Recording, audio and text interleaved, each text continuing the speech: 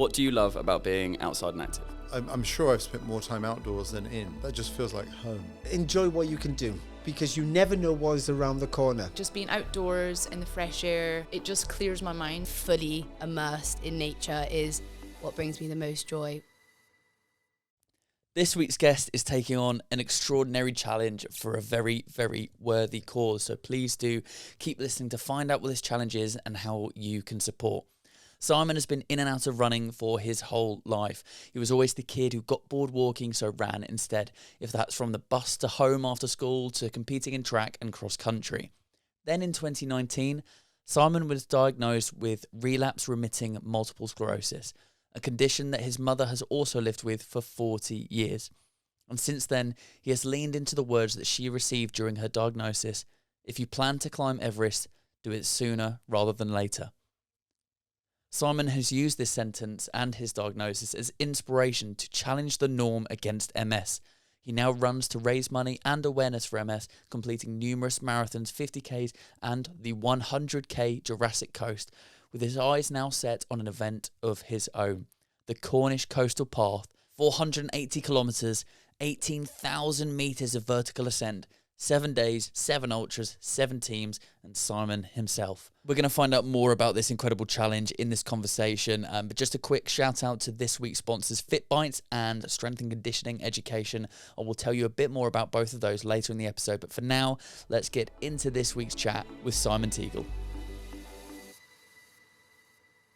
Simon, hello and welcome to the Outside and Active podcast. It's a pleasure to have you on, and I'm looking forward to giving a platform for your story and also the challenge, the mammoth challenge that you're going to be undertaking extremely soon. We'll get into all of that in a second, but firstly, I'm going to kick off with a piece of advice. We do this in every episode, and it's a piece of advice that a previous guest has left for you. And this week, the advice comes from Adriana Demi, who was speaking at the National Running Show recently. And her advice is very short, very sweet. And I actually think it's quite poignant to your story and what we're going to be talking about, because her advice is to embrace change. Change may be difficult, change may be positive, it might be negative, but ultimately, if it's going to be changing anyway, we need to take it in our stride. So what's your immediate thoughts to that advice? Yeah, I like that. It's short but sweet, very punchy. It's one I could do with adhering to more often, if I'm honest, Dom. I wouldn't say I'm adverse to change, but I'm someone who definitely gets comfortable and does well to push themselves out from that comfort zone and sees other sides of stories. And yeah, I welcome that. So yeah, I appreciate that. I will take that on board. I think a lot of people can resonate with what you just said, including myself, of being comfortable. Good piece of advice. Thank you, Adrienne. Now, the question that we ask to everyone is very vague, but it allows you to take it where you want. What do you love about being outside and active? I think that changes over the years for me. If I'm honest, I currently, we'll talk about it much more later, but I was diagnosed with MS so long, about 2019. And what does that mean? If essentially that the biggest reason that came about is due to a vitamin D deficiency, so not being outdoors enough. That's why MS is so strong in, or so heavily diagnosed in like northern countries and northern Europe, and you don't really see it across Africa or countries near the equator. So for me, outdoors and active means health. It means staying well. It means spending time with family, with friends, walking the dog, playing golf, swimming, running, football. It's the source of everything. Like every sport, every exercise I do is linked to outdoors and being active. It's my reason for being. So yeah, it's very meaningful to me. It's one that I am encouraged to do more often, to avoid being sedentary, to avoid being sat at a desk and hunched over a screen. It took me to the Alps and to skiing and to getting into skiing a lot as a child and through uni and as a young adult. And yeah, I love all forms of it. I like bad weather. I'm more of a fan of running in the rain and skiing in a whiteout and going to the seaside when it's out of season. It's when the real magic happens, when it's most wild. So yeah, I'm most happiest when I'm outdoors and when I'm active. Has that affinity with the outdoors always been there from a young age, or is it something that's developed over time?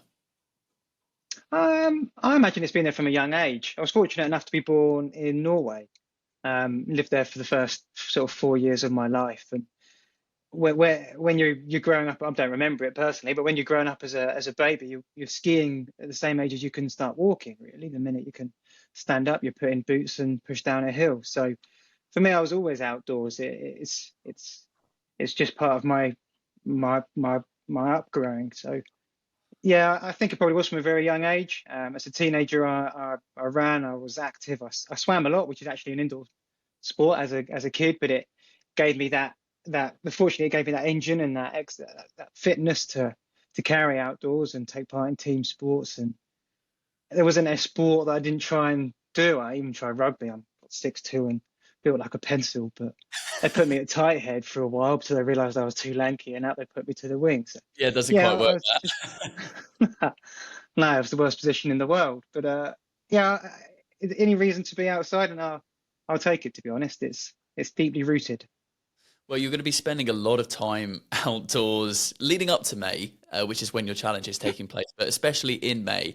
I've got a few numbers and stats written down, which I want to accentuate after you've spoken about the challenge. Do I know these? Yeah, that's a good idea. Let's test you. Simon, please tell us about this mammoth challenge that you are doing. So I have decided to try and run the Cornish Coast. So it's a section of the Southwest Coast Path, purely the Cornwall section.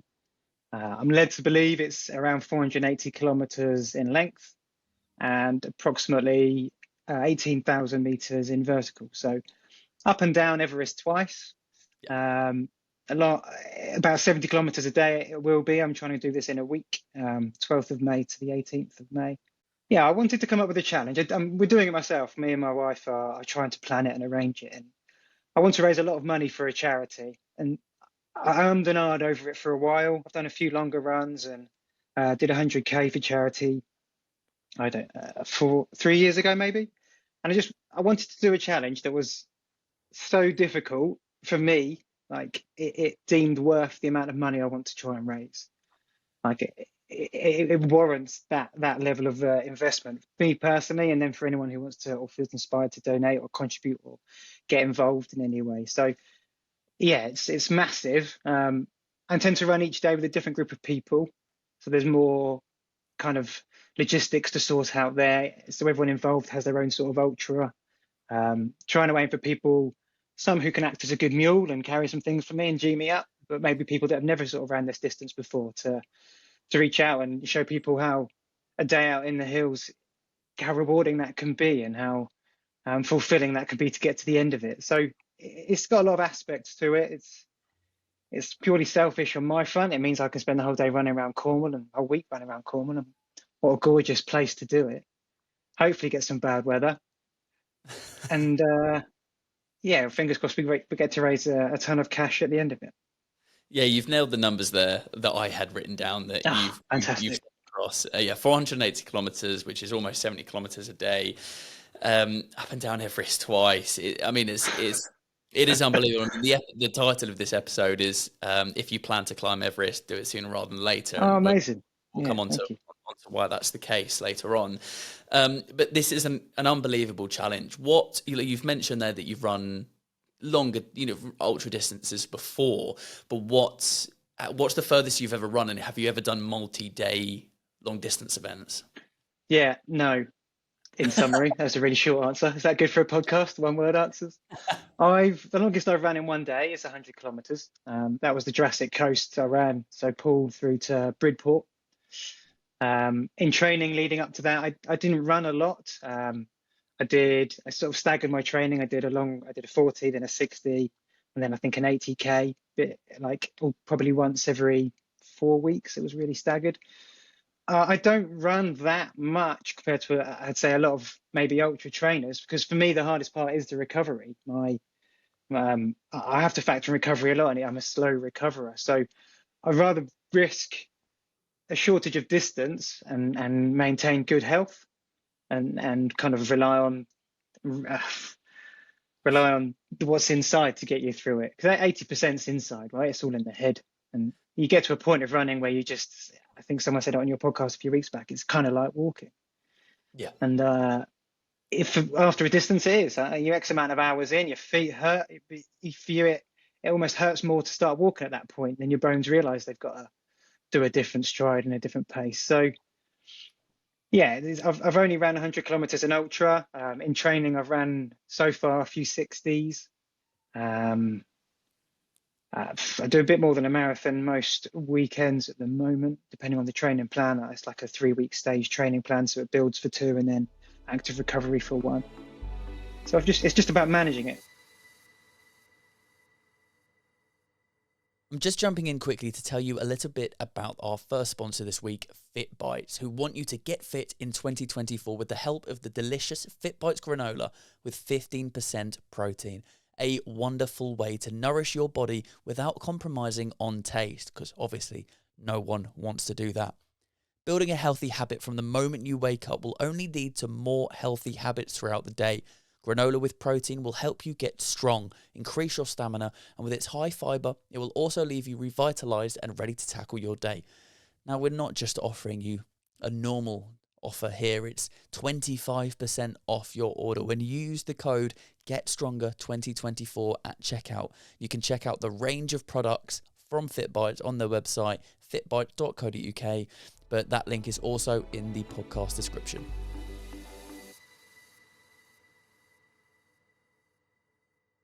I was going to ask about the training for it and the preparation for it. I mean, it seems like it's, to summarize what you've just said, keeping ticking along, but probably not pushing yourself too much because you don't want to risk that injury. What's the planning in terms of crew? Because you said you're planning it with your wife. Yeah. The 7 days there, you're going to have your mules to carry your stuff for you. But in terms of recovery and nutrition and all those important things, it's not just the running, it's the things that are going to keep you running and get you back out running as well. Yeah, I'm still learning, if I'm honest. I wouldn't claim to be the expert at all. At the National Running Show a few weeks back, I met with a lot of different brands preaching lots of different things and different types of jellies or gels or cheer. Wow, I've heard a lot about cheer recently, and can I say I'm signing up to it. But the crew-wise, I think we're trying to stage it so we have a crew or a pit stop every 15k. So try and break it down to 4 or 5 sections each day. At that crew stop, for me, I have to make sure I'm taking on at least 500 ml of water every hour, about a gram of salt every hour, or no, a gram of salt for every litre of water. So I'm mixing flavourless salts with my already flavoured electrolytes. I'm affiliated with one company for fuel, and I don't know if I can say it on here. Yeah, go for it. Mountain Fuel. I use them for everything in leading up, on the day, and post exercise. It's vegan based, gluten free, and it just sits really well. I find it really easy to digest. They make these date bars, which are just fantastic. But they do chia, not gels, but like a chia jelly, which just sinks down and doesn't like have like the tangy like stick to the teeth or anything like that. Yeah, so exactly. I'm learning and finding my way through that. I know what I've got to eat every 15k.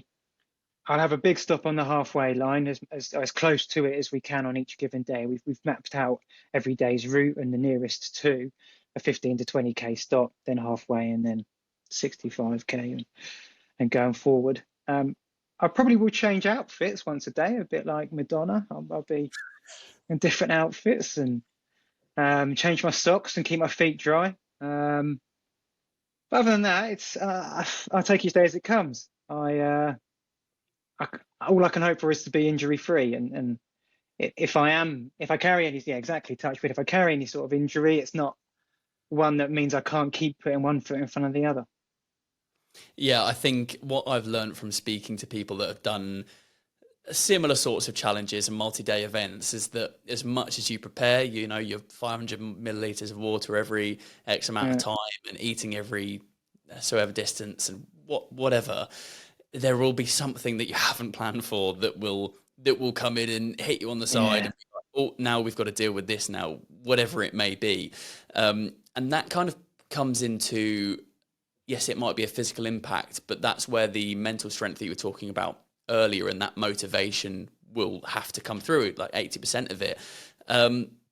Before we dive into that a little bit more, just quickly on the actual path itself, the 480 kilometres, is there an FKT or a fastest known time for that? I imagine it's not something you're going for, but do you know if is that like a route that has an FKT attributed to it? I don't know. I actually watched a documentary last night. I sound well knowledgeable on an FKT for the Southwest Coast Path, so the entirety. And that's, I think, 15 days for the full 1,000 kilometres, the Southwest Coast Path. So it's Minehead all the way around to Poole. So I'm probably only doing half of it. So I think they were doing about 80 to 100k a day, to be fair, and they were sleep deprived zombies by the end of it. I've a pretty incredible effort. I plan on having a good rest, don't worry. So you asked a bit more about rest on each day and how I ensure that happens. I have cold baths every day that I run at the moment. I'm not an ice bather. I'm not a madman with a ice bath outside that I chuck an axe into and then jump in.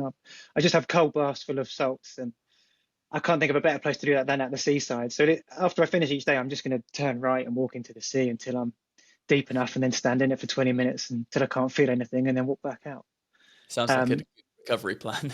Yeah, stay cool, like reduce swelling where I can. We're camping the whole trip, and one of my brother-in-laws has lent us his van, so we'll have stacks of like frozen lasagna that we pre-cooked and pizza. They're the things I can eat pretty much in no matter what mood I'm in. So hopefully they'll drive me through on the lunch times and the dinners, and then everything else will just be ad hoc, like tea on tap and everything else that I feel like eating. So you'll be sick of pizza at the end. I don't think so. Podcast, Brian Wood, that did 25. I think he's done 34 back-to-back marathons since then. But he loved pork pies for the first 4, 5, 6 days, and then I think by the end of it, he said, I'll never want to eat a pork pie ever again.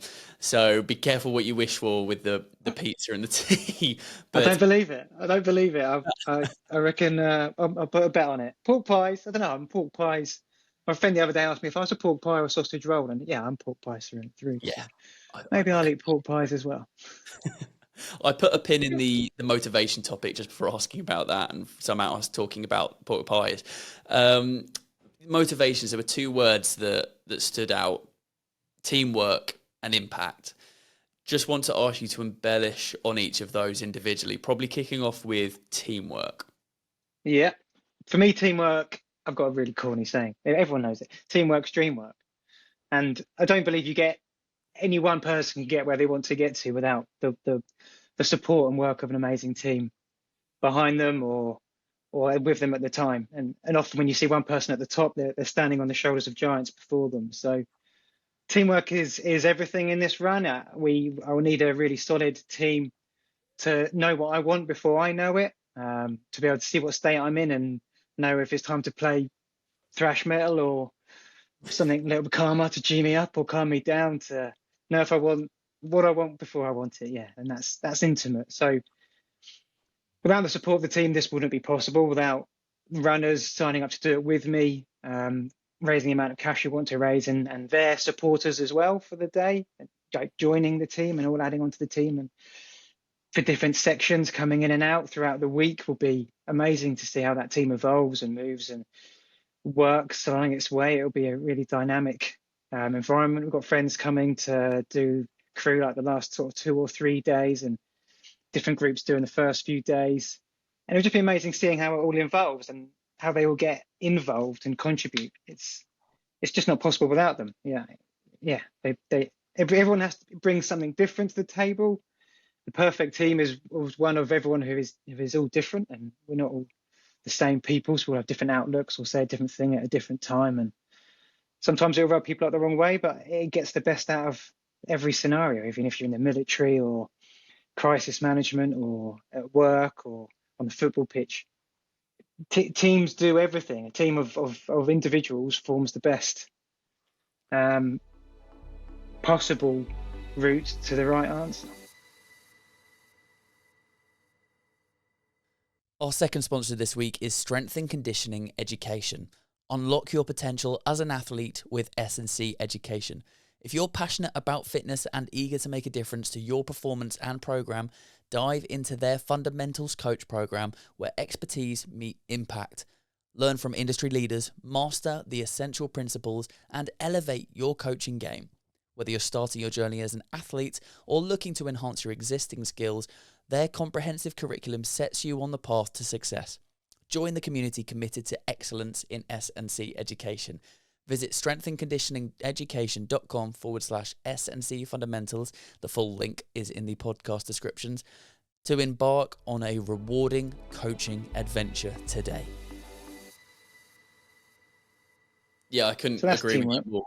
Yeah, because having the right people around you, and you mentioned there, whether it's sports field or a coach or work or anything in life, and in this case running, having someone supporting you that knows when you need a kick up the backside or when you need an arm around you it's a very good skill, and that will make a massive difference, because like you said, sometimes you're going to want to put the headphones on, get into a zone and keep going. Sometimes you're going to need someone to give you a kick up the backside when you're thinking, oh, how can I keep doing this? You go, no, you are going to keep doing this. So having that teamwork is really important. And the other word was impact. So tell me a bit more about that.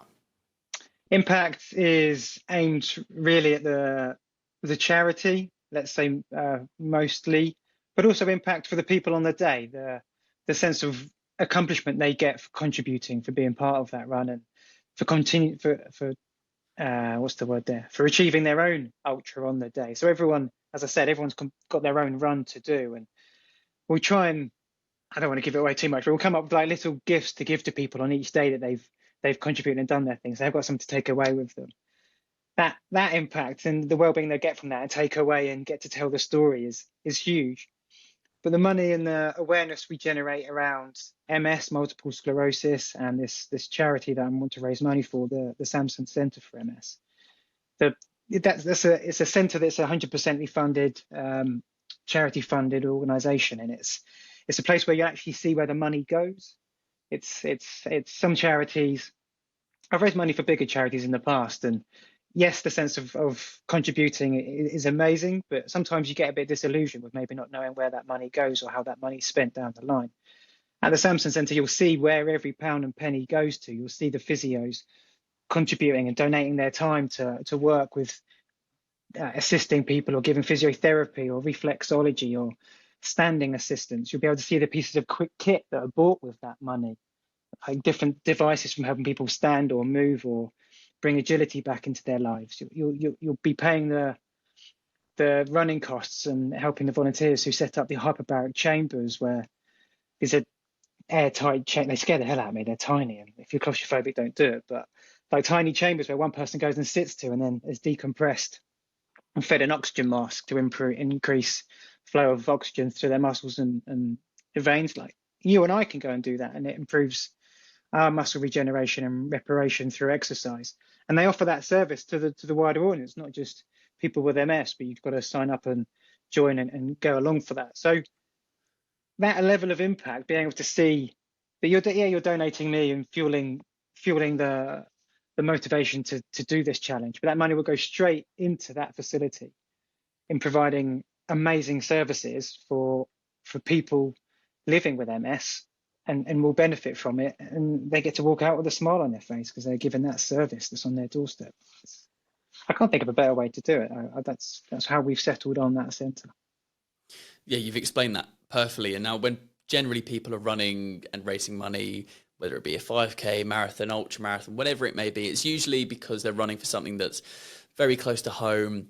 But for you, this is not just close to home. This is home. Can you tell me a bit more about MS and how it's affected your life? Yeah, sure. You made me choke up a little bit there. This is home. Good line. I would say it's life as opposed to just home. Ever since I can remember, my mum has lived with MS. She was diagnosed with it, I think, about 40 years ago.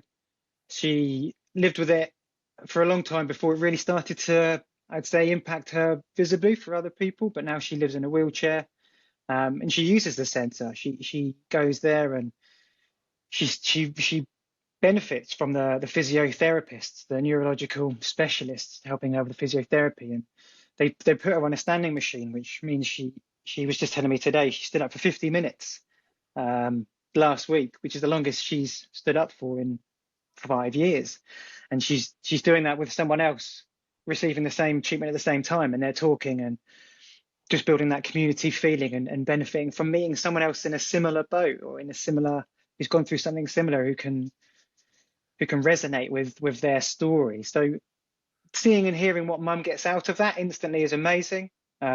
Living with and seeing how mum's worked with MS as part of her life for the whole time I can remember has been very inspirational. And then I received my own diagnosis of MS in 2019, May. It'll be May, actually. Yeah, it'll be more or less, it'll be 5 years on the day when I start running. That wasn't planned. But that's, for me, I have symptoms now, but I'm still fairly able-bodied. I'm not visibly carrying a disability or carrying MS. So I feel a little bit fraudulent, I suppose, because I don't present it. But at the same time that I don't present it, why don't I use that and use what I've got at the moment to raise money and awareness for it? Because I can talk about it from a place that is so personal.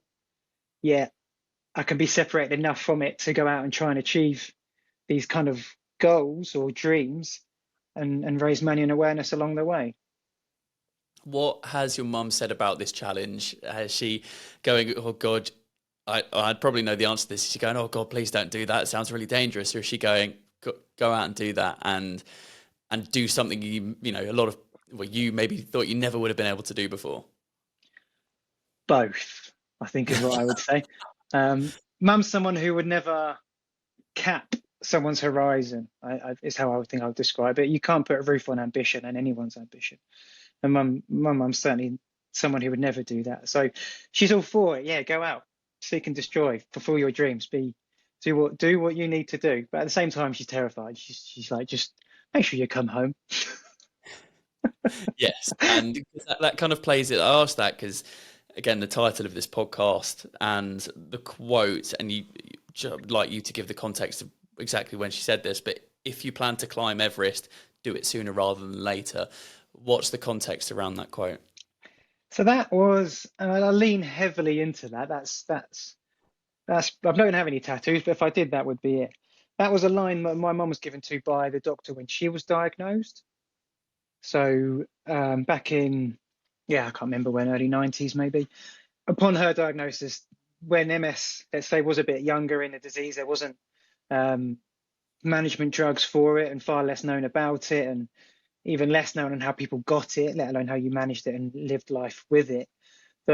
All the doctor could really offer, as opposed to any working solution, was if you had any ambitions, get them done sooner rather than later. And that was his line. If you've ever wanted to climb Everest, I'd do it sooner rather than later. And then out the door you go. So I like it because it can be seen as quite damning in that context, kind of like, well, you've got MS, good luck.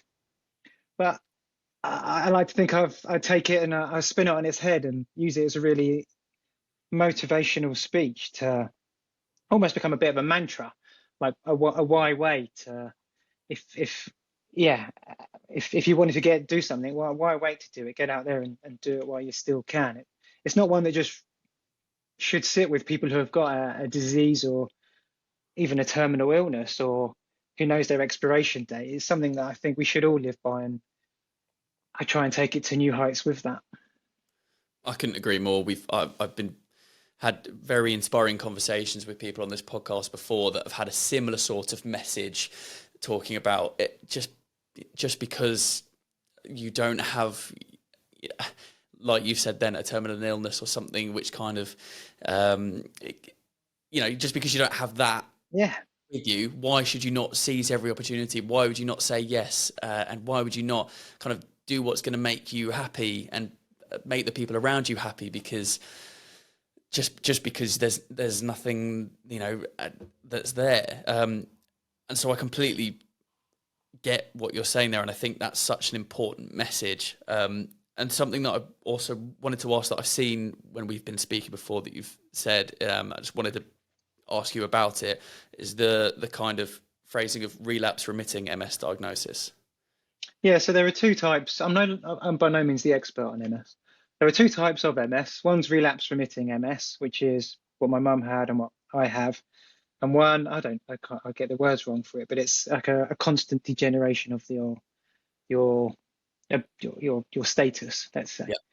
Relapse remitting means that you have a normal, like a baseline. I'm dysfunctional, and then if a new lesion develops or I go into relapse, then my body resets and I come out of that with a new level, a new normal, let's say. So for me, I first started to think I had an issue where I lost, well, I didn't lose feeling, but I got pins and needles from my waist down for a long period of time. They were there, and then I could like trigger them naturally by bending my head down. And I started to notice some issues with swallowing. So that's what prompted me to go and start go into the system, NHS, and seek a reason for this. I wasn't, at the beginning, I didn't even think about MS, but it turns out that the pins and needles was also my mum's first known symptom as well. So I had that. Let's say that was my first relapse, and my remittance, where I currently sit now, is I still have the pins and needles, and I'm still slow to recover. I still have the fatigue that's quite inherent with MS, and I have a lot of trouble swallowing. I'm not quite on baby food yet, but I have to be super careful when I chew because my muscles don't like move food down my gullet in a proper order sometimes. Which, yeah, it's difficult in public when I've been caught out several times regurgitating food, but there we go. So that's my normal. That for me, that is where I currently am. And if I were to have another relapse, it might make those symptoms worse, or it might lead to like a lack of flexibility, a lack of dexterity in the hands, or a restricted movement elsewhere, or eyesight, hearing. It also depends where the lesions occur. Multiple sclerosis is multiple lesions. So depending on whereabouts in your brain or your nervous system they appear, depends on what's impacted by your body. It's kind of like the worst version of Lucky Dip that we've ever played. Wow. Thank you for explaining all that. Yeah. I can feel when you took a pause there, because I can feel the way that you're talking about it. I mean, there's a lot of personal connection to this, not only since 2019, but through your mum. So, and that is truly coming out in the way that you're speaking about it. And if people are watching as well, they can see that good. through how you're speaking about it.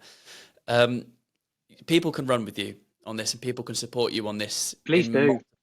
In multiple different ways. Where can people go to support you virtually, and support you financially, and also to support you in person if they choose? Yeah, thank you. Well, firstly, thank you for the opportunity to put this out there. I really appreciate the conversation and the opportunity to talk about MS, but also the run and how people can get involved. So I wouldn't say I'm raising the flag, saying we are looking for runners, because we are definitely taking applicants or runners or people. I'm keen to hear from people who want to get involved and want to run a leg. So please do get in touch. I'm on Instagram and Facebook, I think, as Teagle MS Runner. The Just Given page has my social media feeds, but if an email address needs to be put out, or perhaps get in touch with Dom and we can like find me through that channel. My Just Given page has just gone out. It's got a bit more of a bio about the run and about how people are running with us so far, but I haven't got runners for every day. We're also setting up a separate fund, I guess, to help fund the operations of it, because driving down there, driving around the coast, van, camping, fuel, food, shirts, tops, socks, trainers. I'm hemorrhaging money, but it's all for a good cause. I don't mind it. I'm happy to do it. It's my choice to do it. But we have put a little bit of a GoFundMe page together just for the operations side as well. So any sort of sponsorship, if it wants to be direct to the operations or to the charity, can all be through the Just Given page, or get in touch with me on social media. And if any brands are listening, reach out to Simon, support him. Please do. Yeah, I'm an ambassador for the National Running Show, and I'm a big fan of it, and I'm a big fan of running. For me, being active is everything, and running is something I found through being active. But fuel as well. I'm an ambassador for the Fuel brand, so I will give as much exposure as I can to anyone who I align with. Like it's all. I know we're all in this together, teamwork and impact are the main drivers. So I'm not going to be a running billboard for anyone that wants to strap themselves. It's all for the same cause. So anything they do will benefit those impacted by MS and help us with the event to raise money for that. So anyone who aligns with that or thinks or can resonate with that, please, don't hesitate to get in touch. And the links that you've just spoken about will be in the description of the podcast as well, and on the article on outsideandactive.com. Amazing. So if Thank you. you check that out, and please do. I'm going to ask you for a piece of advice in a second, but just before that, I mean, I've been doing this podcast and speaking to people for kind of 2.5 years, meeting new people, having lots of different conversations, and I mean, this is the first time we've actually met. We were laughing, we've been talking for a few months. The first time we've actually been able to speak. I say face to face, we're online, but pretty much face to face. And it genuinely is a pleasure to be able to give you this platform and to be able to even just reach, however many more people, because you genuinely really nice guy, and you will have no doubts that you will be smashing this. Touch wood, all injury free, all fine. I mean, it will be very difficult and there will be some tough times, but I have no doubts you will fly through it with flying colours, and I look forward to following along. Thank you, Dom. That's really kind of you. The final thing from you, I offered you a piece of advice at the beginning from Adrienne. Now is your opportunity to leave a piece of advice to a guest coming onto the podcast in the near future. I think I've already said it, if I'm honest. Hearing myself speak, hearing myself speak earlier, like if you wanted to climb Everest, why wait? It's really all around that. Like, what are we waiting for? Why wait? Me and my wife got married. We our first song, and I guess have you ever girl? Are you married, Dom? Do you have a girlfriend? I'm not. Have you ever had a song with someone? Have you ever? Oh, if anyone's looking. Yeah. So our song is cheesy, corny as hell. Song called "No Tomorrow" by a band called Awesome. Probably a one-hit wonder, I think. But that song title, "No Tomorrow," without even realizing it, it relates to the same thing. It all gets tied in. Like, what are we waiting for? So, if you have an ambition, if don't plan to, I don't know, earn your pennies and work hard for the next 15 to 20 years and think, when I retire, I'll go out and achieve that, because you just can't. You don't know it's going to happen. You can't bet on 10 years down the line. So why wait? To go out and get it done now. There's no tomorrow. Maybe that should be it. There's no tomorrow. There's no tomorrow. So I'm going to look forward to passing that along. Thank you so much. Thank you, Dom. Much appreciated.